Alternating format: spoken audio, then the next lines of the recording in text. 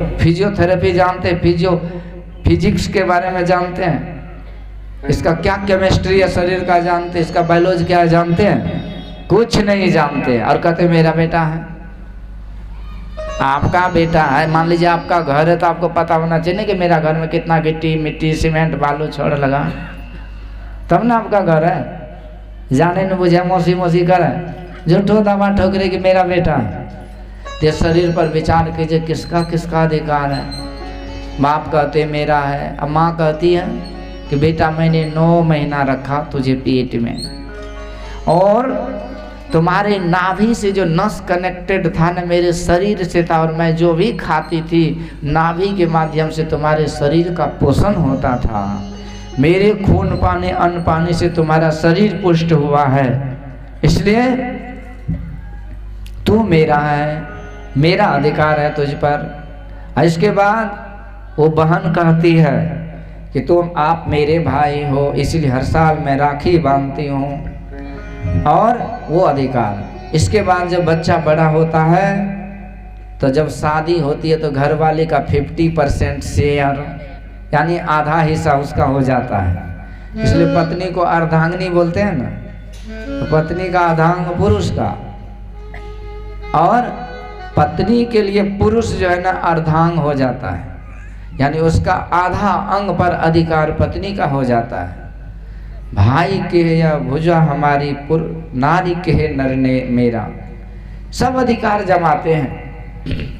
इसके बाद उस गांव में पंडित जी रहते ना, जो जन्म से लेकर के मृत्यु पर्यंत सब कर्म करते हैं ना। ये शुरू का जो कर्म होता है वो गर्भाधान संस्कार से लेकर के अंतिम संस्कार कौन है? हाँ जोर से बोला ना, बिगड़ दिए कि पिंडदान है ना। अंतिम संस्कार कौन सी हो तो हम जानते हैं, पंडित जी कराते हैं। हाँ श्राद्ध कर्म, ये हिम्मत से बोलिए ना, घबराने की बात नहीं है। श्राद्ध कर्म और पहला संस्कार होता है गर्भाधान संस्कार। ये 16 संस्कार बीच में विवाह आदि का है, नामकरण जनेऊ संस्कार ये सब है। ये 16 संस्कार पंडित जी महाराज कराते हैं, पर पहले से लेकर के 15वां संस्कार तक तो हम अपने द्वारा करा लेते हैं, पर जब हम मर जाते हैं तो हमारा संस्कार हम अपने से थोड़ी कर सकते हैं, तो वो उसका बेटा पोता करता है। तो जब बच्चा माँ के पेट में रहता है तो बच्चा का माँ बाप उसका गर्भाधान संस्कार कराता है, और वही बच्चा जब बड़ा होकर के बूढ़ा होकर के मर जाता है तो उसका बेटा उसका अंत्येष्टि संस्कार कराता है। ये सारे संस्कार बाकी गृह प्रवेश में, बाकी इधर उधर का पूजा पाठ, सब दिन तो हमारे धर्म में पूजा पाठ ही है। अभी क्या है, पूजा ही तो है।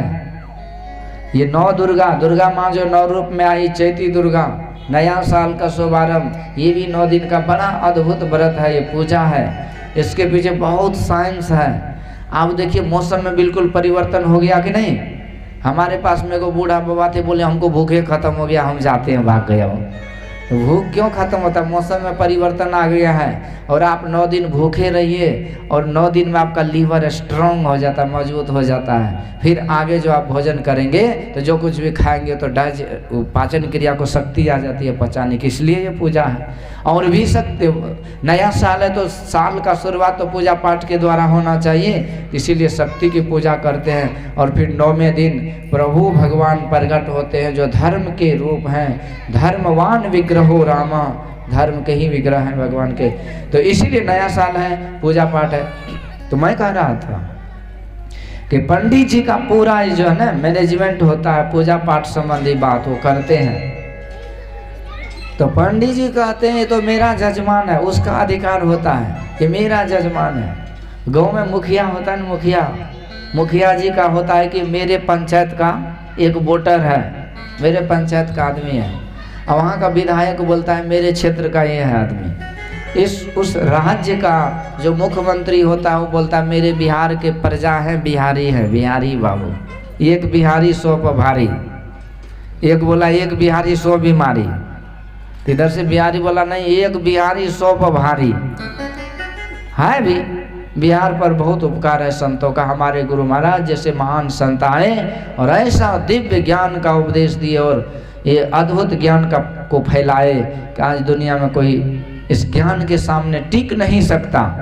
गुरु महाराज कहते मैंने संत मत को समझते समझते पूर्ण रूपेण समझ लिया, और कोई भी मुझे आकर के कितनों तर्क वितर्क करे मैं सबका उत्तर दूंगा, और बाद में ये सिद्ध कर दूंगा कि ईश्वर एक ही है और उस ईश्वर तक जाने का मार्ग भी एक ही है। श्री सद्गुरु। तो ये जो है बिहार के मुख्यमंत्री बोलते हैं हमारे बिहारी बाबू हैं। अब देश के तो प्रधानमंत्री जी हैं मोदी साहब, वो बोलते हैं कि हमारे देश के प्रजा, जब विदेश में जाते हुए तो भारत 125 करोड़ भारतवासी नहीं बोलते हैं, उसमें हम भी आ जाते हैं। तो ये सब राजा महाराजाओं का अलग अधिकार है, पंडित जी का अलग अधिकार है, एक नाई होता है जो मुंडन उंडन कराते रहता है, ये सब जो है नाखून वगैरह जो नखवाल फैशन, तो वो कहते हैं ये तो मेरा ही है जजमान, मैं इसका सब कुछ करता हूँ। तो ये सब बाहर का अधिकार है। इसके बाद इस शरीर पर देखिए पेट में बहुत तरह के जीव जंतु रहता है, बहुत तरह के कीड़ा होते हैं, कीड़ा नहीं कहिए उसको, वर्म्स होता है। तो वो जो है ना पेट में बरसों से रह रहा है, वो भी अपना इसको धरोहर समझता है कि मेरा वंशज यहीं रहा है, यहीं पला है, बढ़ा है, हमारा घर है ये।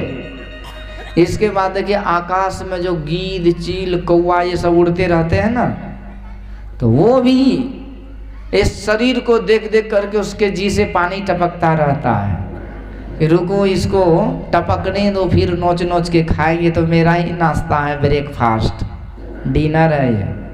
जैसे बकरिया को पालते हैं ना, बकरिया को पालते एकदम हरी हरी घास खा करके पलर जो जाता है बकरिया जो पलर जाती है ना, तो जो जजमान सब है जब कोई फंक्शन आता है तो उसके जी से कैसे पानी टपकता है। भाई बकरी तो बड़ा गुदगर हो गया है, पार्टी चल जाता तो मजा आ जाता। तो ऐसे हम लोगों के शरीर को देखकर उस गीद चील कौवा के जी से पानी टपकता है तो मेरा ही नाश्ता है। तो अपने दिल से जानिए पराये दिल के हाल, तो उसका एक अलग अधिकार है। इसके बाद देखिए शरीर कितने चीज से बना है, इतना तो जरूर जानते होंगे, इतना तो आप लोग मतलब कितने अज्ञानी तो नहीं है। शरीर कौन चीज से बन रही बोलो? इस्पात, लोहा, सोना, चांदी, हीरा, मोती, कौन चीज से बना है शरीर? 5 तत्व से बना है, मिट्टी, पानी, अग्नि, हवा, आकाश, चित जल पावक गगन समीरा, पंच रचित यह अधम शरीरा। 5 तत्वों से बना हुआ ये अधम शरीर है। तो ये 5 तत्व जो है ना ये अपना अधिकार जमाता है। मिट्टी बोला भैया यदि मैं नहीं रहूं तो तुम्हारा क्या होगा, क्योंकि जितना भी फसल हम खाते हैं गेहूं, मकई, आलू, बैगन, तो सब मिट्टी से न बना है।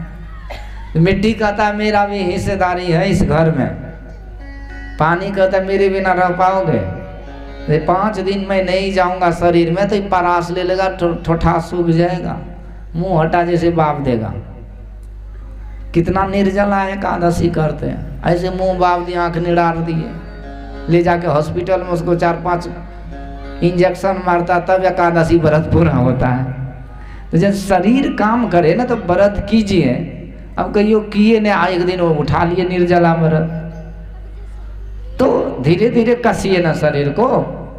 तो व्रत क्या धीरे धीरे करना चाहिए। जितना प्रातः स्नान उपवास आदि काय क्लेशांश च वर्जयत, शरीर को कष्ट देना वर्जित है। यदि सुबह स्नान करने से शरीर आपका बीमार हो जाए तो बीमार जिस चीज से हो जाए तो उससे पूजा कैसे होगा? वो कौन सी पूजा जो आपको बीमार कर देता है, रोग बढ़ा देता है? पूजा निरोग करता है, स्वस्थ करता है, सुखी करता है, दुख देता है? पूजा से सुख और आनंद होता है, भजन में होता आनंद ही आनंद। हम सुबह नहा लिया बस कटवा गए, अब जीवन भर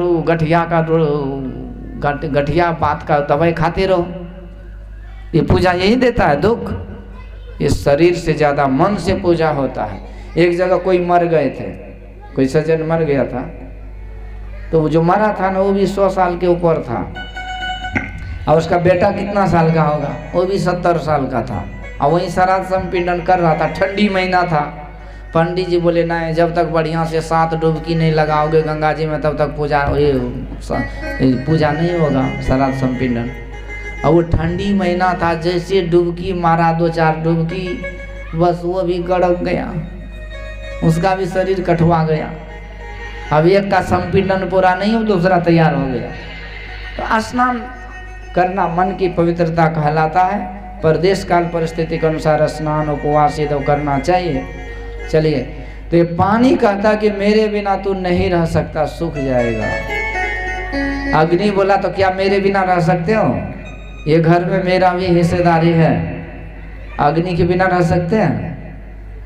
ठंडी में यदि शरीर की गर्मी चली गई तो डेड बॉडी हो गए, आप मृत घोषित हो गए, क्योंकि जब तक गर्मी है तब तक शरीर स्वस्थ है, और गर्मी शरीर में है, यही प्रकाश का भी प्रतीक है। स्वामी संत सेवी जी महाराज ने हरिद्वार में ऋषिकेश में जो अखिल भारतीय हुआ था, मैं भी वो सत्संग में गया था 96 ईस्वी में। मैं 95 में कुपा घाट आया और तब से मैं 2-3 साल वहाँ रहा। इसके बाद मैं तमिलनाडु में था 4 साल, लगभग 7-8 साल तक मैं ऋषिकेश में रहा, हिमाचल में रहा, और जगह जगह गुरु कृपा से अध्ययन किया। तो उसी क्रम में मैं जब ऋषिकेश में था 96 में, तो स्वामी संत सेवी जी महाराज ने बड़े बड़े मंडलेश्वरों के बीच में अखिल भारतीय सत्संग में बोले थे कि जैसे शरीर में गर्मी नहीं रहने से शरीर मुर्दा कहला जाता है, उसी तरह जिस संप्रदाय में प्रकाश की साधना नहीं है, वो संप्रदाय मुर्दा के समान है। प्रकाश अंदर ज्योति, बहुशास्त्र कथा कंथा रोमंथेन विरथैव किमन्वेष्टम्यम परत्ने न मारुते ज्योतिरांतरम। भगवान राम भी हनुमान जी को कहते अंतर की ज्योति की खोज करो। तो यहाँ प्रकाश, ये आग बोलता है अग्नि तत्व, यदि मैं नहीं रहूं तो तुम्हारा शरीर नहीं रह सकता, ये घर। हवा बोला तो सुनो, तो मेरे बिना रह सकते हो? ये शरीर में हवा का योगदान है कि नहीं? आवाज क्लियर नहीं आ रही है? आ रही है ना? कि तो जाइयो ना, तो टांग बन कर रखना चाहिए, घूम फिर लीजिए, घुटना का थोड़ा सा बोल बेरिंग फ्री कर लीजिए। तो हवा बोला मेरे बिना क्या अस्तित्व है भाई? एक आदमी बोला, आप लोग गप नहीं कीजिए, आगे बैठे गप नहीं कीजिए, पहले लड़ाई क्या ला, पहले देखो के हारे से के जीते, तो चुपचाप रहिए ना। तो हवा बोला कि मेरे बिना तुम जीत सकते हो? अच्छा बोलिए, एक आदमी बोलता हमको सांस लेने का भी फुर्सत नहीं है, बड़ा हड़बड़ी है, बहुत काम में व्यस्त रहते हैं, सांस लेने का भी फुर्सत नहीं है। सही बात है? सही बात है, तो आप 10 मिनट नाक मुंह बंद करके दीजिए, तो बैठिए, तो जितना काम इनाम चाहिएगा मिल जाएगा। बोलिए, सांस के बिना कोई नहीं जी सकते, ये हवा का भी योगदान है ना शरीर में। और आकाश बोला जब मैं जगह ही नहीं दूंगा तो रहोगे का? ये 5 तत्व में आपस में झगड़ने लगे कि हमारा भी शरीर में सहयोग है, सहयोग है। अब देखिए बात आती है आत्मा पर, प्राण पर। प्राण बोला ठीक है, तुम सब 5 झगड़ा कर रहे हो, अच्छा बोलो तो तुम लोग झगड़ते रहो भैया, मैं निकल के चला जाता हूँ। प्राण बोला शरीर में जो रह रहा है, वो बोला तुम लोग झगड़ा करते रहो, मैं यहाँ से थोड़ा सा घूमने चला जाता हूँ। अब तो ये 5 को दम निकलने लगा, दम सूखने लगा। बोला भैया प्राण, यदि तू चला जाएगा तो हमको कौन पूछेगा? ये शरीर को कौन पूछता, कब तक पूछता है? जब तक इसमें आत्मा है तभी तक न पूछते हैं। यदि आत्मा निकल गया तो इतना जो मेकअप किए, डेंटिंग पेंटिंग करते हैं, इतना जो बढ़िया बढ़िया जो खाते हैं, हलवा पूड़ी घी मेवा मिष्ठान हॉर्लिक्स च्यवनप्राश, कीमती कीमती कपड़ा पहनते हैं, नथिया नकमुनी टिलकी टिकली ये सब जो पहनते हैं, इतना जो घड़ी टोपी सूट बूट ये जितना जो कुछ करते हैं, तो बतलाइए कि यदि शरीर में आत्मा नहीं रहेगा तो शरीर का कोई वैल्यू रहेगा? कहेगा कि हमारा ये है वो है?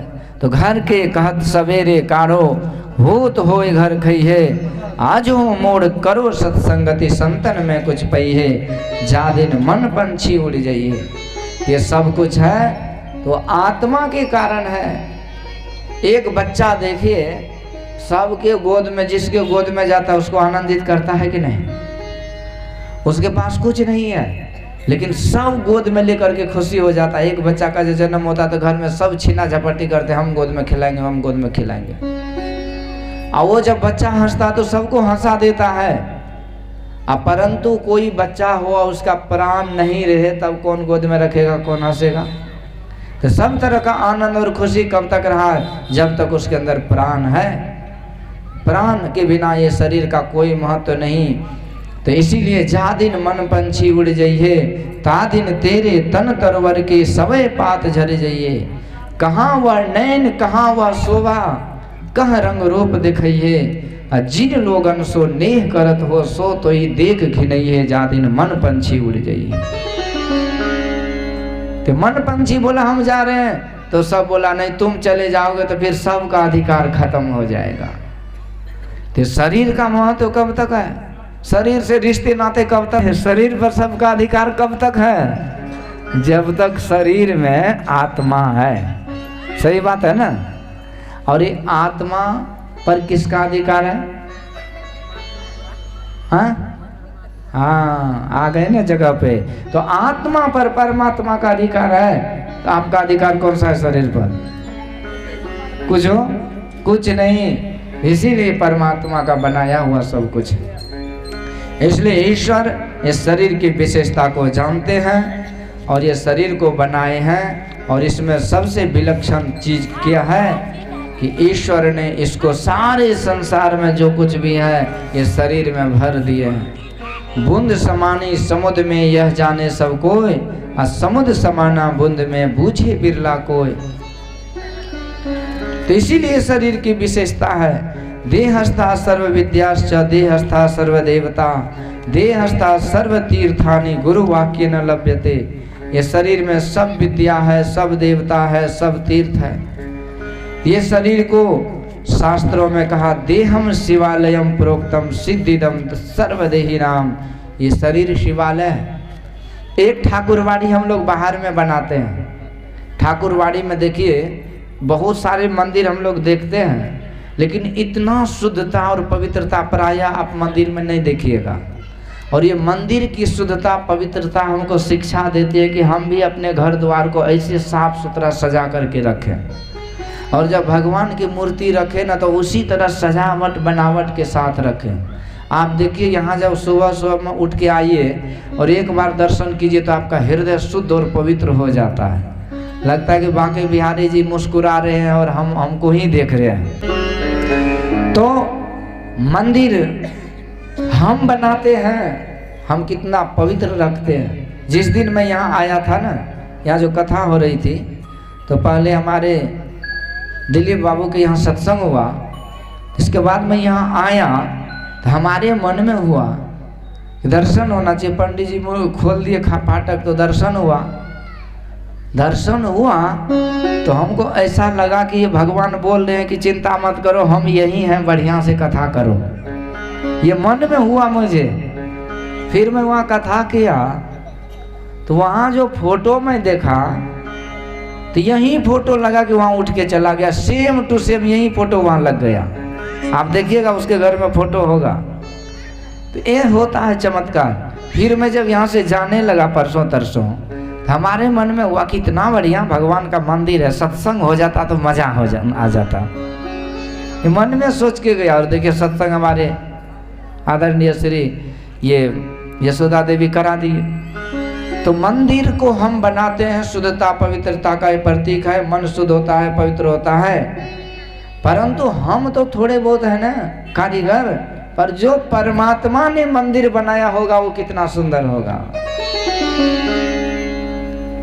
नाम है तेरा तारनहारा, कब तेरा दर्शन होगा। जिनकी प्रतिमा इतनी सुंदर, वो कितना सुंदर होगा, वो कितना सुंदर होगा। जिनकी प्रतिमा इतनी सुंदर, वो कितना सुंदर होगा, वो कितना सुंदर होगा।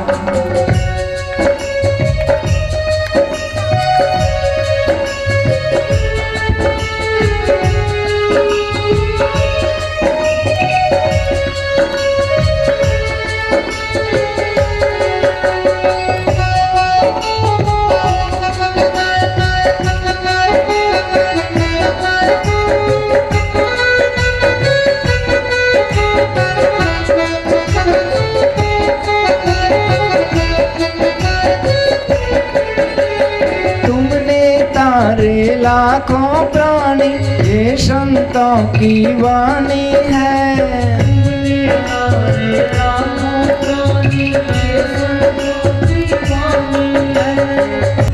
सौभाग्य मनाइए, कितनी सुंदर मंदिर और इतनी सिस्टम से पूजा हर जगह नहीं होती है। इसलिए यदि आपके गांव में है तो रोज सवेरे आइए, पूजा में कम से कम भाग ले लीजिए। दिन भर का जतरा ठीक रहेगा। आप भोरे भोर जो मुँह उठ करके मुंह में चाय ढाल लेते हैं ना तो मुंह जूठा होता है, दिन भर का जतरा खराब। इसलिए भले चरणामृत लेना, चाय नहीं लेना।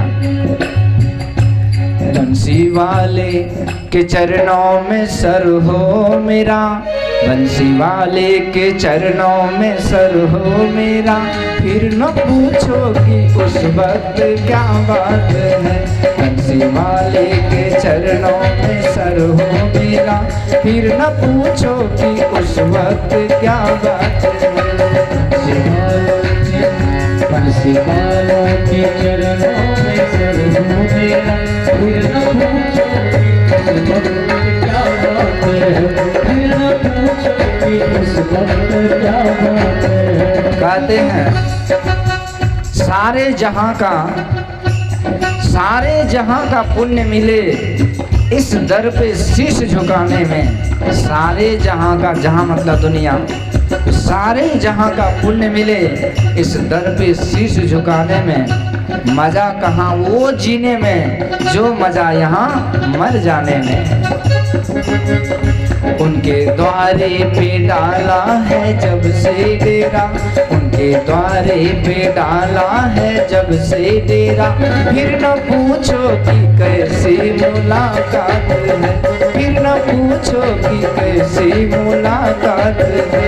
बंसी वाले के चरणों में सर हो मेरा, फिर न पूछो कि उस वक्त क्या बात है। क्या बात है, ताली से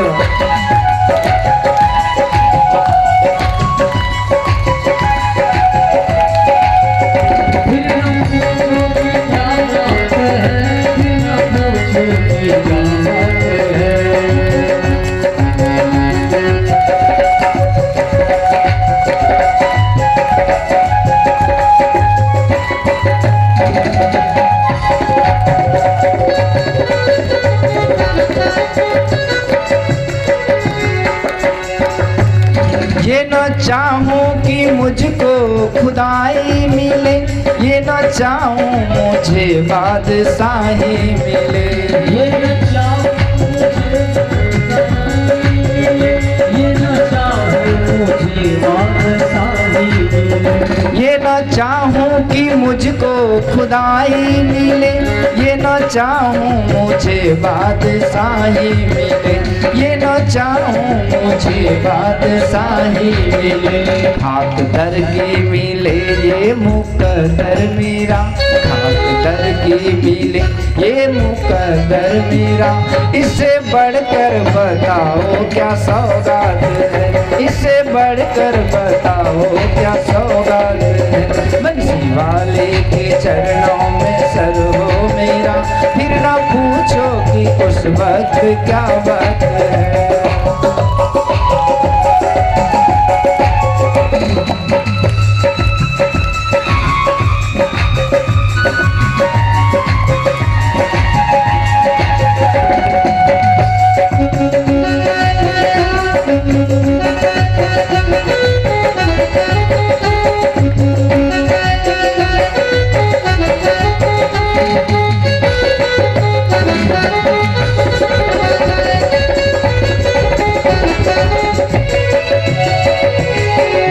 जो सर हर जगह झुक जाए वो सर नहीं होता कहीं भी।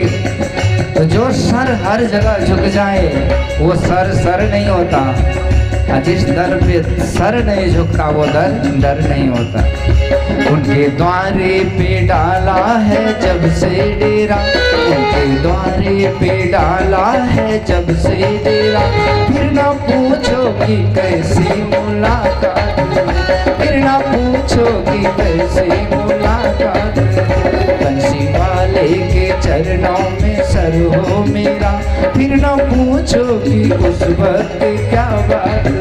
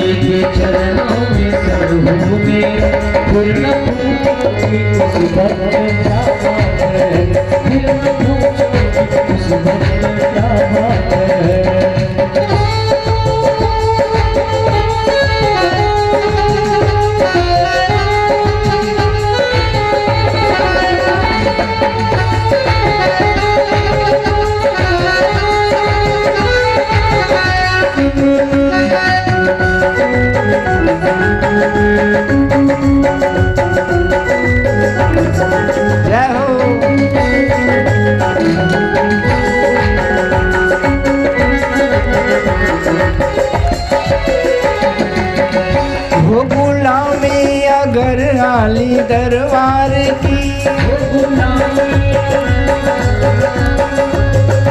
ये खुदाई भी है बादशाही मेरी।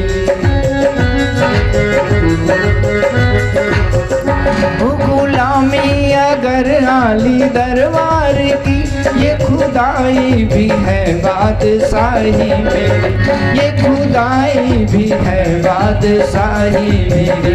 दासी दर की भिखारिन जने जिस वक्त,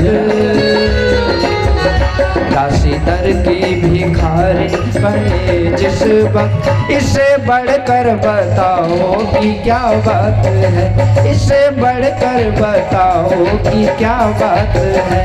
बंसी वाले के चरणों में सर हो मेरा, बंसी वाले के चरणों में सर हो मेरा।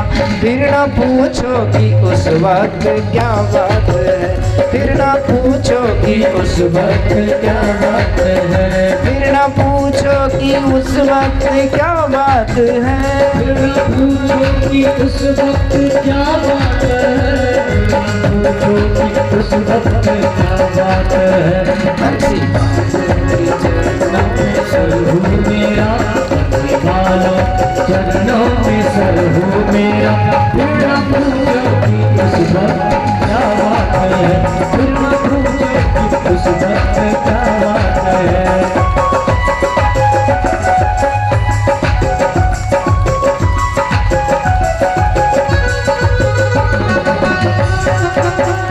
बंसी वाले के चरणों में सर हो मेरा, फिर न पूछो कि उस वक्त क्या बात है।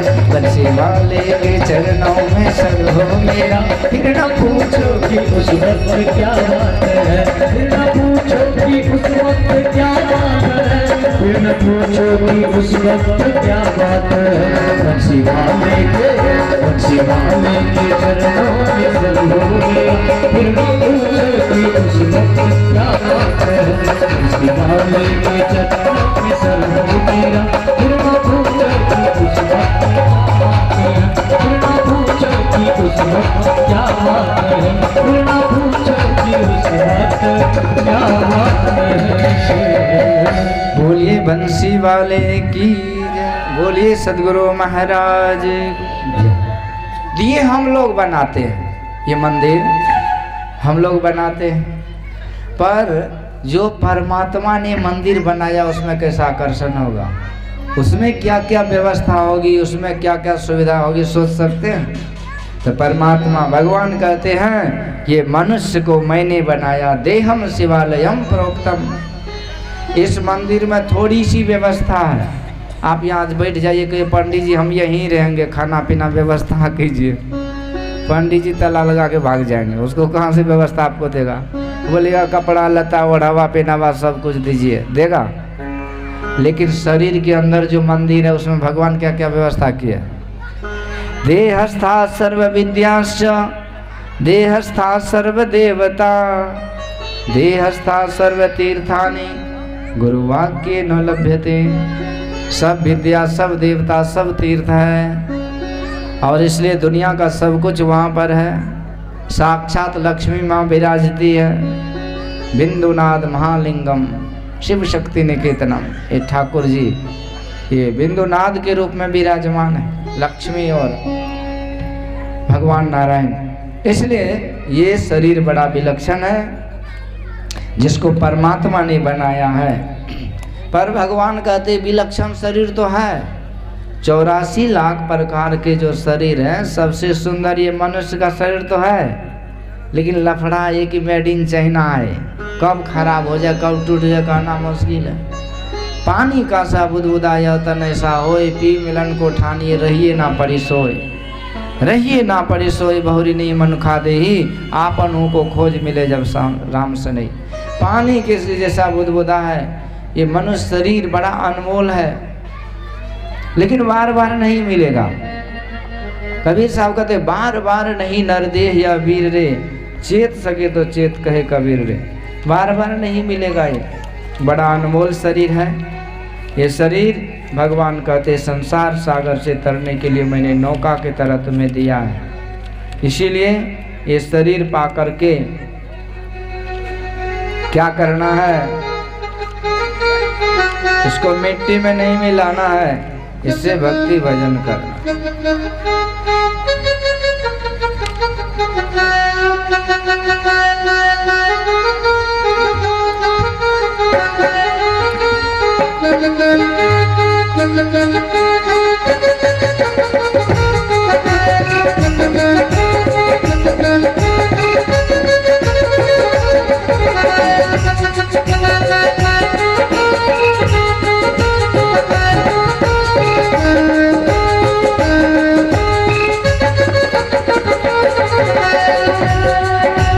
मनुष्य जन्म अनमोल रे, इस मिट्टी में मत घोल रे। अब जो मिला है फिर न मिलेगा, कभी नहीं कभी नहीं कभी नहीं रे। अब जो मिला है फिर न मिलेगा, कभी नहीं कभी नहीं कभी नहीं रे। मनुष्य जन्म अनमोल रे, मत घोल रे। अब जो मिला है फिर न मिलेगा, कभी नहीं कभी नहीं कभी नहीं रे। अब जो मिला है फिर न मिलेगा, कभी नहीं कभी नहीं कभी नहीं रे।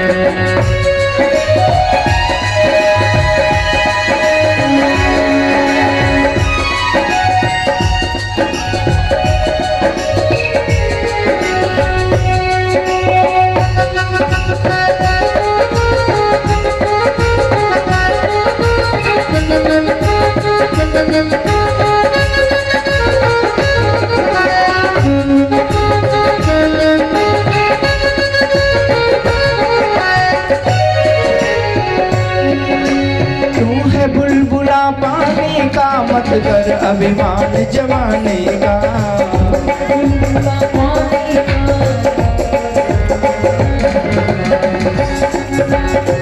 तू है बुलबुला पानी का, मत कर अभिमान जवानी का। संभल संभल कर चलना रे बंदे, पता नहीं जिंदगानी का। संभल संभल कर चलना रे बंदे, पता नहीं जिंदगानी का। तू है बुलबुला पानी का, मत कर अभिमान जवानी का।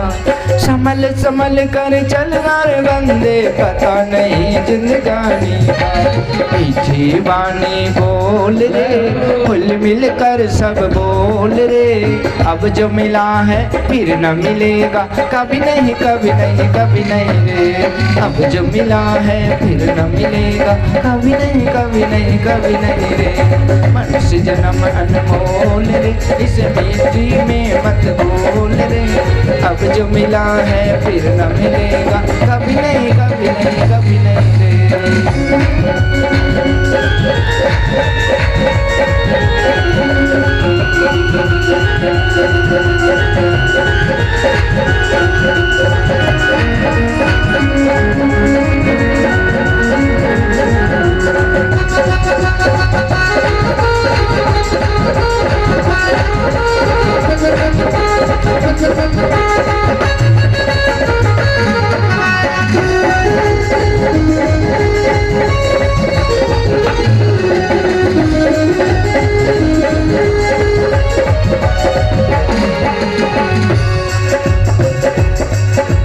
मतलब का संसार है रे, तुझको नहीं एतबार है।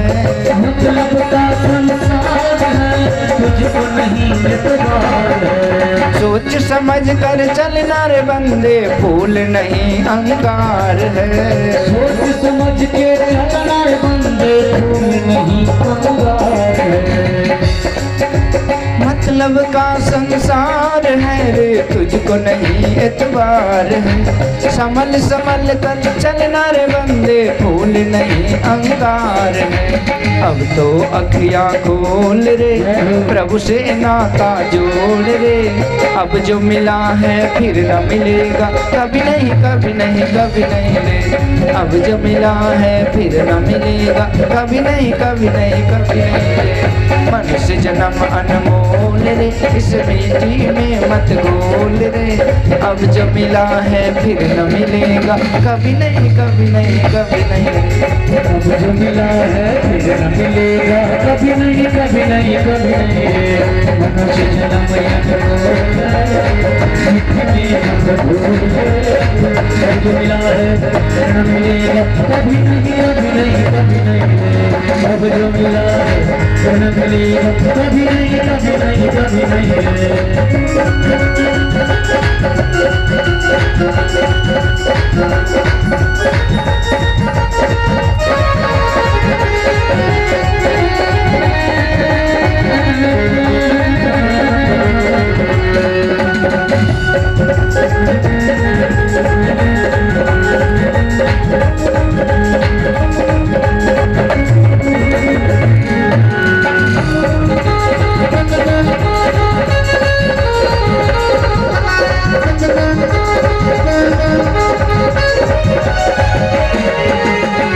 सत्संग में आया कर रे, गीत प्रभु का गाया कर। गीत प्रभु का गाया कर। सांझ सवेरे बैठ कर रे, प्रभु का ध्यान लगाया कर। सवेरे बैठ कर प्रभु का ध्यान लगाया कर। तू सत्संग में आया कर रे, गीत प्रभु का गाया कर। सांझ सवेरे बैठ कर रे, प्रभु का ध्यान लगाया कर। लगता नहीं कुछ मोल रे, प्रभु का नाम अनमोल रे। अब जो मिला है फिर न मिलेगा, अब जो मिला है फिर न मिलेगा, कभी नहीं कभी नहीं कभी नहीं रे। मनुष्य जन्म अनमोल रे, इस मिट्टी में मत घोल रे। अब जो मिला है फिर न मिलेगा, कभी नहीं कभी नहीं कभी नहीं रे। अब जो मिला है फिर न मिलेगा, कभी नहीं कभी नहीं कभी नहीं रे। अब जो मिला है जय हो। जो मिला है फिर मिलेगा, कभी नहीं कभी नहीं कभी नहीं।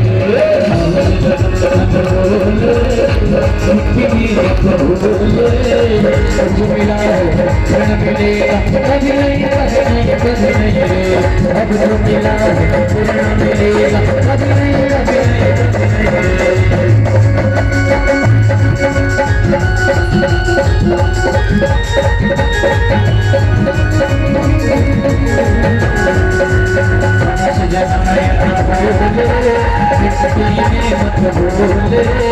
अब जो मिला है फिर मिलेगा।